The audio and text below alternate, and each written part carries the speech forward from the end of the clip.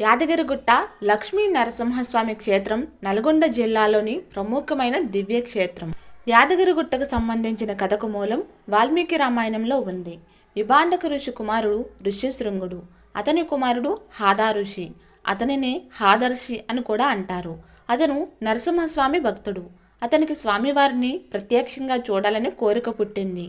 ఆంజనేయ స్వామి సలహా మేరకు తపస్సు చేయగా స్వామి ప్రత్యక్షమవుతాడు.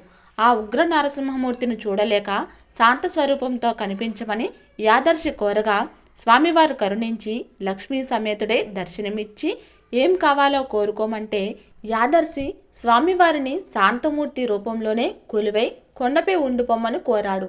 ఆ విధంగా లక్ష్మీ నరసింహస్వామి కొండపై అలా కొలువై ఉండిపోయాడు. కొన్నాళ్లకు స్వామివారిని వేరువేరు రూపాల్లో చూడాలనిపించి యాదర్శి మళ్ళా తపస్సు చేశాడు.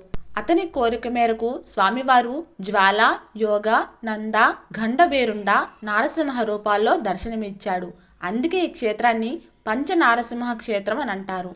యాద మహర్షి కోరిక మీద ఆంజనేయ స్వామి కూడా యాదగిరిలోని క్షేత్రపాలకుడిగా ఉండిపోయాడు.